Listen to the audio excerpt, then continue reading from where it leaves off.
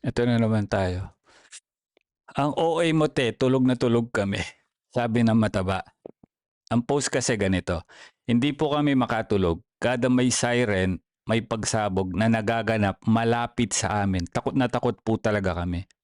Tapos ang sabi mo, ang OA mo te. So tinawag mong OA yung taong malapit sa kanila yung pagsabog.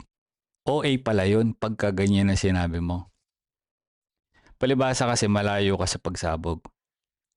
Hindi mo kasi nararamdaman o nararanasan na yung takot mismo na baka bukas makalawa, pumatak o bumagsak yung drone o missile debris dyan sa bahay mo, bahay ng amo nyo o malapit sa inyo. Kaya tinatawag mong OA yung mga tao. Ay grabe. Alam mo kung wala kang matinong sasabihin, tigil mo na yan. Tigil mo na lang yan. Kailangan dito lagyan ng lagyan ng vitamins yung utak. Nagmamantika.